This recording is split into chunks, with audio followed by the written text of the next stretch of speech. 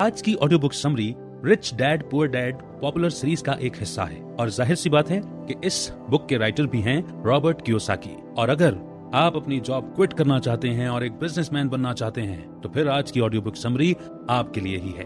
तो आइए बिना देर किए शुरू करते हैं before you quit your job, जिसे लिखा है रॉबर्ट कियोसाकी ने। और बुक का इंट्रोडक्शन कुछ इस प्रकार से है। क्या आप अपने रेगुलर 9 to 5 जॉब से थक चुके हैं? क्या आप एक एम्प्लॉय के रूप में काम करते करते बोर हो गए हैं? अगर हाँ, तो ये बुक आपके लिए है। शायद आप भी ऐसे लोगों को जानते होंगे जिन्होंने जॉब को छोड़कर बिजनेस की शुरुआत की और आज वो काफी सक्सेसफुल हैं और अच्छा खासा कमा रहे हैं। आप भी उनमें से एक बन सकते हैं। एक बिजनेसमैन बनना आसान नहीं है। इस बुक के जरिए आपको यह समझ में आएगा कि इस प्रोफेशन में सिक्योरिटी नाम की कोई चीज नहीं होती। इसमें आपको रेगुलर सैलरी और बेनिफिट्स नहीं मिलने वाले। आप यह भी जानेंगे कि नए बिजनेसमैन बार बार और कई बार फेल भी होते हैं, लेकिन मायने यह रखता है कि आप अपनी गलतियों से सीखकर कड़ी मेहनत करने के लिए तैयार हो सकता है कि आप सालों से एक एम्प्लॉय हो और एक एम्प्लॉय की तरह ही सोचते हो, लेकिन अब इसे बदलने का समय आ गया है। एक सक्सेसफुल बिजनेसमैन बनने के लिए यहां कुछ खास लेसन बताए गए हैं।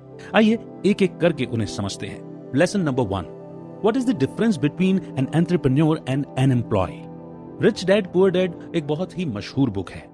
उसमें जो पुअर डैड थे उनका कहना था कि मन लगाकर पढ़ाई करो, अच्छे मार्क्स लाओ ताकि आपको एक स्टेबल इनकम वाली अच्छी जॉब मिल सके। उन्होंने रॉबर्ट को भी एम्प्लॉय बनने के लिए एनकरेज किया। तो वहीं रिच डैड का कहना था कि अपना खुद का बिजनेस शुरू करो और उन लोगों को काम पर रखो जो आपसे ज्यादा स्मार्ट हैं। उन्होंने रॉबर्ट को एक बिजनेसमैन बनने के लिए एनकरेज किया। तो एक बिजनेसमैन और एम्प्लॉय में आखिर फर्क क्या होता है? एक एम्प्लॉय बिजनेस की शुरुआत होने के बाद उसमें काम करना शुरू करता है, लेकिन एक बिजनेसमैन को बिजनेस के शुरू होने से पहले ही काम पर लगना पड़ता है। सच्चाई तो यह है कि 99% नए बिजनेस अपनी 10th एनिवर्सरी के पहले ही बंद हो जाते हैं। ज्यादातर बिजनेस खराब प्लानिंग की वजह से फेल होते हैं। कंपनी का ओनर अपनी कड़ी मेहनत से बिजनेस को लंबे समय तक चलाने की कोशिश करता है। हालांकि ऐसा करने के बाद कई सालों के बाद ओनर भी थक जाता है। काफी समय और पैसा उन एक्टिविटीज में लगानी पड़ती हैं जो असल में प्रॉफिट कमाने में कोई मदद नहीं करते। पहली बात, अगर किसी बिजनेस को खराब तरीके से डिजाइन किया गया हो तो ओनर की घंटों की कड़ी मेहनत भी उसे बचा नहीं सकती। एक सक्सेसफुल बिजनेस को इस तरह डिजाइन किया जाना चाहिए ताकि वो अपने ओनर के ना होने के बावजूद भी चलता रहे और ग्रो करता रहे। यही एक बिजनेसमैन का असली काम होता है। उसे एक ऐसा बिजनेस मॉडल बनाने की जरूरत है जो उसके होने या ना होने के बावजूद कस्टमर्स को वैल्यू दे सके, लोगों को काम पर रख सके, ग्रो कर सके। रॉबर्ट के अनुसार बिजनेस में 4 तरह के लोग होते हैं। पहला है एम्प्लॉय, दूसरे हैं खुद का बिजनेस चलाने वाले छोटे बिजनेस ओनर्स, तीसरे हैं बड़े बिजनेस ओनर्स जो 500 या उनसे ज्यादा एम्प्लॉयज को काम पर रखते हैं, और चौथे हैं इन्वेस्टर्स। एक सीनियर मैनेजर और सिक्योरिटी गार्ड दोनों ही कंपनी के एम्प्लॉय हैं। उन्हें रेगुलर सैलरी मिलती है। ऐसे लोगों को सेफ और फिक्स्ड इनकम चाहिए। बिजनेस ओनर्स का यह मानना है कि अगर आप कोई काम ठीक से करवाना चाहते हैं तो आपको उसे खुद करना चाहिए। ऐसे लोगों को दूसरों पर कम विश्वास होता है, इसलिए इनका बिजनेस ज्यादा बड़ा नहीं हो पाता। ये छोटे बिजनेस ओनर्स सारे काम खुद संभालते हैं। वहीं दूसरी ओर बड़े बिजनेस ओनर्स अच्छा सिस्टम बनाने में और टैलेंटेड लोगों को काम पर रखने में विश्वास करते हैं। ऐसा करने से कंपनी ओनर की लगातार निगरानी के बिना भी बड़ी हो सकती है। इन्वेस्टर्स वो होते हैं जो छोटे और बड़े बिजनेस की तलाश में रहते हैं, जो उनके पैसों का सही इस्तेमाल कर उसे और बढ़ा सके।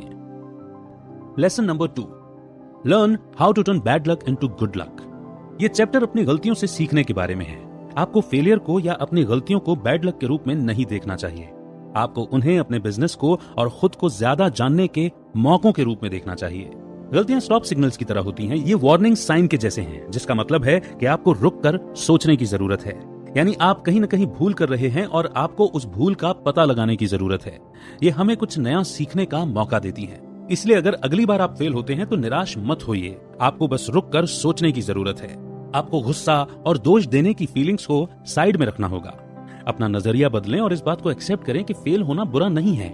इससे आपको हताश होकर चीजों को बीच में छोड़ना नहीं है, बल्कि ये समझना है कि आप क्या गलती कर रहे थे और उससे सीखना है। एक बिजनेस खड़ा करने की प्रोसेस में फेलियर वो सच है जिसे टाला नहीं जा सकता। इसलिए जितनी जल्दी आप गलतियों से सीखेंगे उतना ही आपके लिए अच्छा होगा। यहाँ एक कॉमन प्रोसेस बताया गया है जिससे हर एक बिजनेसमैन को गुजरना पड़ता है। पहला, अपने बिजनेस की शुरुआत करें। दूसरा, फेल होने पर अपनी गलतियों से सीखें। तीसरा, एक गाइड या गुरु की तलाश करें। चौथा, अगर फिर फेल हुए तो हताश होने की जगह फिर उससे सीखें। और पांचवा, अपने बिजनेस के बारे में और जानने की कोशिश करें या ट्रेनिंग लें। छठा, अगर फेल हुए तो उससे फिर सीखें। सातवां, अगर आपने सक्सेस हासिल कर ली तो आप थोड़ा रिलैक्स कर सकते हैं। 8वां, अपनी सक्सेस का जश्न मना सकते हैं। 9वां, अपने बिजनेस से होने वाली इनकम पर ध्यान दें और अपनी हार और जीत का हिसाब रखें। 10वां, फिर से शुरू कर पहले स्टेप पर जाएं। लेकिन सच्चाई तो यह है कि बिजनेसमैन बनने की इच्छा रखने वाले 90% लोग पहले स्टेप तक भी नहीं पहुंच पाते। उनके माइंड में एक परफेक्ट बिजनेस प्लान तो होता है, लेकिन उसे हकीकत में बदलने के लिए वो कोई एक्शन ही नहीं लेते। इसे एनालिसिस पैरालिसिस कहा जाता है। यहाँ ये सबक सीखने को मिलता है कि जब तक आप कोशिश नहीं करेंगे तब तक आप जान ही नहीं पाएंगे। जब आप बिजनेस शुरू ही नहीं करेंगे, आपको पता कैसे चलेगा कि किस चीज की कमी है या किस चीज को बेहतर बनाने की जरूरत है। जब तक आपके पास सीखने के लिए कोई बिजनेस नहीं होगा, आप बिजनेसमैन नहीं बन सकते। फेल होना बुरा नहीं है, लेकिन अपनी गलती न मानना या उससे कुछ ना सीखना बहुत बुरा है। हम इंसान हैं और कभी कभी गड़बड़ हो जाती है। मायने ये रखता है कि आप गलती को पहचान कर उससे सीखें और दोबारा खड़े होने का जज्बा दिखाएं। Lesson number 3, know the difference between your job and your work. एक दिन रिच डैड ने रॉबर्ट से काम और जॉब के बीच के फर्क के बारे में पूछा।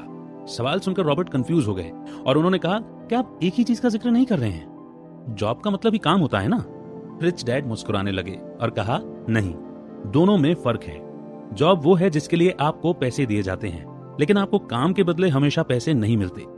एग्जाम्पल के लिए पढ़ाई करना, ट्रेनिंग या रिसर्च करना, ये सब काम है। ये वो काम है जो आप जॉब की तैयारी के लिए करते हैं। रिच डैड का मानना है कि आप जितना ज्यादा काम करेंगे, आपको जॉब में उतनी ज्यादा सैलरी मिलेगी।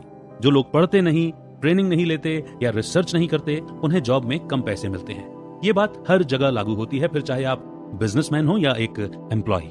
लॉयर्स और डॉक्टर्स को कई साल ट्रेनिंग लेनी पड़ती है। उन्हें कई घंटों तक काम करना पड़ता है, जिसके लिए उन्हें पैसे नहीं दिए जाते। लेकिन ट्रेनिंग खत्म होने के बाद जब वो प्रोफेशनल बन जाते हैं, तब वो पैसे कमाना शुरू करते हैं। और क्योंकि उन्होंने 10 या उससे ज्यादा सालों तक काम किया है, वो अपनी फील्ड में एक्सपर्ट हो जाते हैं, जिसके लिए उन्हें अच्छी खासी फीस मिलना शुरू हो जाती है। एक एम्प्लॉय हर काम के बदले में पैसा चाहता है, ये उसका माइंडसेट होता है। जब तक आप इस तरह की सोच रखेंगे, आप कभी भी एक बिजनेसमैन नहीं बन सकते। एम्प्लॉय उम्मीद करते हैं कि उनकी कंपनी उन्हें फ्री में ट्रेनिंग दे। वो उम्मीद करते हैं कि उनके बॉस उन्हें अपनी स्किल को बेहतर करने का मौका देंगे, लेकिन ये सोच बिल्कुल गलत है। एम्प्लॉयज अपना खाली समय अक्सर फिल्में देखने में, गपशप करने में बिता देते हैं।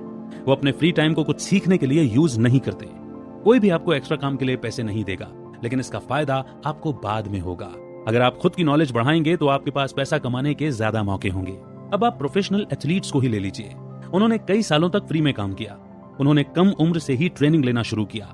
न जाने वो कितनी बार गिरे, उन्हें कितनी चोटें आईं, लेकिन वो डट कर प्रैक्टिस करते रहे, क्योंकि इन लोगों ने हर डिटेल पर ध्यान दिया, अपने स्किल को इंप्रूव किया। उन्हें नेशनल टीम में जगह मिली और उन्होंने इंटरनेशनल गेम्स जीतकर देश का नाम रोशन किया। अगर हम पुअर डैड की कहानी के बारे में सोचें तो उन्होंने कोई होमवर्क नहीं किया था, इसीलिए उनका बिजनेस फेल हो गया। रॉबर्ट ने BI ट्रायंगल या बिग बिजनेस इन्वेस्टर ट्रायंगल के बारे में बताया है। अगर आप सक्सेस के शिखर तक पहुंचना चाहते हैं तो आपको 5 फैक्टर्स को ध्यान में रखना होगा। पहला है प्रोडक्ट, दूसरा है लीगल, तीसरा है सिस्टम, चौथा है कम्युनिकेशन और 5वां है कैश फ्लो। BI ट्रायंगल को 5 लेवल में डिवाइड किया गया है। प्रोडक्ट सबसे टॉप पर है और कैश फ्लो सबसे नीचे। इन 5 लेवल्स को ठीक से मैनेज किया जाए तो बिजनेस में तरक्की होना तय है। पुअर डैड का प्रोडक्ट कमाल का था, लेकिन वो कम्युनिकेशन और मार्केटिंग में चूक गए। उन्होंने सोचा कि आइसक्रीम का वो ब्रांड इतना पॉपुलर था कि वो कस्टमर्स को अट्रैक्ट करने के लिए काफी था और उनके बिजनेस के सक्सेसफुल होने की गारंटी थी। असल में पुअर डैड ने एक सस्ती जगह के पुराने शॉपिंग मॉल में अपना स्टोर खोला था। इसके बजाय उन्हें ऐसी जगह रेंट पर लेनी चाहिए थी जहां काफी लोगों का आना जाना लगा रहता है। वो आइसक्रीम का ब्रांड पॉपुलर था, पुअर डैड का स्टोर नहीं। क्योंकि वो एक फ्रेंचाइजी था, पुअर डैड ने 4 फैक्टर्स को पूरा कर लिया था, जो था कैश फ्लो, सिस्टम, लीगल और प्रोडक्ट। लेकिन 5वां फैक्टर कम्युनिकेशन सही नहीं था। पुअर डैड ने फ्रेंचाइजी खरीदने की जल्दबाजी की ताकि उन्हें बिजनेस को नए सिरे से शुरू न करना पड़े। वो एक बने बनाए बिजनेस से प्रॉफिट कमाना चाहते थे और उसके कारण वो एक बिजनेसमैन के जॉब में फेल हो गए। उन्होंने अपना सारा पैसा खो दिया और दोबारा एक एम्प्लॉय बन के रह गए। Lesson number 4, success reveals your failures. Businessman बनने के पहले रॉबर्ट जेरोक्स कॉर्पोरेशन में जॉब करते थे। उस समय वो कंपनी के सबसे खराब सेल्समैन थे। वो एक भी प्रोडक्ट नहीं बेच पाते थे और अपने साथियों से काफी पीछे थे। इसीलिए रॉबर्ट ने सलाह मांगने के लिए रिच डैड को बुलाया। तुम एक दिन में कितने कॉल्स करते हो? रिच डैड ने पूछा। रॉबर्ट ने कहा 3 या 4, लेकिन ज्यादातर वक्त वो कॉफी शॉप में या पेपर वर्क करने में बिताते थे। उन्हें ये कॉल्स करने में बड़ी शर्म आती थी। रॉबर्ट को रिजेक्शन से नफरत थी, इसलिए वो कम से कम कॉल करना चाहते थे। रिच डैड ने कहा, पूरी दुनिया में एक भी इंसान ऐसा नहीं है जो रिजेक्ट होना पसंद करता है। बस कुछ गिने चुने लोग ही हैं जो अपने डर को दूर करके ऐसे कॉल्स करने में बेहतर हो जाते हैं। फेलियर को रोकने के लिए आपको जल्द से जल्द फेल होने की जरूरत है। जी हाँ, आपने बिल्कुल ठीक सुना। जितनी जल्दी आप फेल होंगे उतनी ही तेजी से आप अपनी गलतियों से सीखेंगे। और अगर आप ऐसा नहीं कर सकते तो आप पीछे भी हट सकते हैं, लेकिन इससे आप सिर्फ एक लूजर बन के रह जाएंगे। रिच डैड ने सलाह दी कि रॉबर्ट को एक नाइट शिफ्ट में एक अलग सेल्स जॉब ले लेनी चाहिए। उन्होंने ऐसा इसलिए कहा ताकि रॉबर्ट जल्द से जल्द फेल हो सके। लेकिन रिच डैड की बात सुनकर रॉबर्ट शिकायत करने लगे। उन्होंने कहा कि वो रात में काम नहीं करना चाहते, इसके बजाय वो नाइट क्लब में पार्टी और एंजॉय करना चाहते थे। रिच डैड ने पूछा, तुम सच में एक बिजनेसमैन बनना चाहते हो? नहीं, एक बिजनेसमैन की सबसे जरूरी स्किल होती है प्रोडक्ट बेचना। सेल्स के बिना कोई बिजनेस टिक नहीं सकता।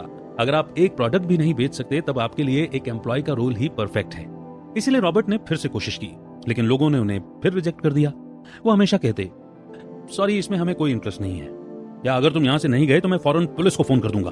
तब जाकर उन्हें रिच डैड की बात समझ में आई कि जॉब में सैलरी मिलने से पहले आपको फ्री में काम करने की जरूरत होती है। इसीलिए रॉबर्ट ने चैरिटी के काम के लिए अपना नाम आगे किया। इस काम में उन्हें लोगों को कॉल करके पूछना था कि क्या वो कुछ पैसे दान करना चाहते थे। रॉबर्ट जेरोक्स में अपना जॉब खत्म कर शाम को 7 से 9 ये काम करने लगे और सच में बहुत तेजी से फेल हुए। अब दिन में 3 या 4 कॉल के बजाय रॉबर्ट 20 कॉल कर रहे थे। उन्हें बार बार रिजेक्ट किया गया और वो इस फेलियर को बेहतर ढंग से हैंडल करना सीख रहे थे। रॉबर्ट धीरे धीरे लोगों से हाँ कहलवाने के लिए सही शब्दों का इस्तेमाल करने लगे। वो ज्यादा अच्छे से बात करना सीख गए थे। इस तरह अपने एक्स्ट्रा काम में वो जितनी तेजी से फेल हुए उतनी ही तेजी से जेरोक्स में अपनी जॉब में कमाने लगे। अब वो सबसे बुरे सेल्समैन नहीं थे। हर बीतते दिन के साथ वो प्रोडक्ट बेचने में और भी बेहतर होते जा रहे थे। तब उन्हें एहसास हुआ कि वो अब एक बिजनेसमैन बनने के लिए बिल्कुल तैयार हो गए थे। Lesson number 5, the process is more important than the goal. अब रॉबर्ट ने अपने पहले बिजनेस की शुरुआत की। उनका प्रोडक्ट था नायलॉन सर्फर वॉलेट। ये एक बहुत ही बेहतरीन प्रोडक्ट था। वो और उनके पार्टनर मार्केटिंग करने में उस्ताद थे। आश्चर्य की बात तो देखिए कि जो लड़का एक प्रोडक्ट नहीं बेच पाता था वो खुद का बिजनेस शुरू कर करोड़पति बन गया था। वो यंग थे और अपनी सक्सेस देखकर उनका सिर 7वें आसमान पर पहुंच गया था। अपने पैसों से उन्होंने रेसिंग कार खरीदी, पूरी रात पार्टी करते रहे, लेकिन कुछ समय बाद उनका बिजनेस खराब होने लगा। अपने बिजनेस में उन्होंने प्रोडक्ट और कम्युनिकेशन फैक्टर को ठीक से अप्लाई किया था, लेकिन कैश फ्लो, सिस्टम और लीगल में मात खा गए। जब बिजनेस बढ़ने लगा तो रॉबर्ट और उनके पार्टनर इन 3 फैक्टर को संभाल नहीं पाए। इस वजह से उन्हें काफी नुकसान उठाना पड़ा, लेकिन कम से कम उन्होंने 6 महीने के लिए करोड़पति होने का एक्सपीरियंस तो किया। यही तो रिच डैड कह रहे थे। ज्यादातर लोगों को जिंदगी में ऐसा मौका नहीं मिलता। ज्यादातर लोग एक जॉब और रेगुलर सैलरी से ही संतुष्ट हो जाते हैं। ऐसे लोगों का समय घर पर या ऑफिस में ही बीत जाता है।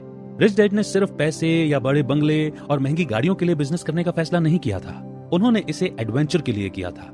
भले ही वो कई बार फेल हुए, लेकिन रिच डैड को कभी भी उन एक्सपीरियंस के लिए पछतावा नहीं हुआ। जिस समय उन्होंने सक्सेस का स्वाद चखा वो उनकी लाइफ का सबसे बेस्ट टाइम था। उन्होंने रॉबर्ट से कहा कि गोल से ज्यादा वहां तक पहुंचने का प्रोसेस इंपॉर्टेंट होता है। उन्होंने महसूस किया कि पिछले 30 सालों में उन्हें बिजनेस के 3 प्रोसेस से होकर गुजरना पड़ा। पहला था लर्निंग प्रोसेस, दूसरा था अर्निंग प्रोसेस और तीसरा था गिविंग बैक यानी कि वापस देने का प्रोसेस। रॉबर्ट को सफलता के शिखर पर पहुंचने में 30 साल लगे। तो बताइए, हम में से कितने लोग इस प्रोसेस से गुजरने के लिए तैयार हैं? जब भी कोई ये सवाल पूछता है कि कौन कौन करोड़पति बनना चाहता है तो लोग बड़ी जल्दी अपना हाथ ऊंचा कर देते हैं। बेशक हर कोई करोड़पति बनना चाहता है, लेकिन इससे भी ज्यादा जरूरी सवाल तो ये है कि इस चैलेंजिंग प्रोसेस से गुजरने के लिए कौन कौन तैयार है। कई साल पहले एक जर्नलिस्ट ने हेनरी फोर्ड से पूछा, अगर आप बिजनेस में अपना सारा पैसा खो देते हैं तो आप क्या करेंगे? हेनरी ने कहा, मैं उसे 5 सालों के अंदर वापस कमा लूंगा। इसीलिए लाखों कमाने का सबसे अच्छा तरीका है एक स्मार्ट बिजनेसमैन बनना।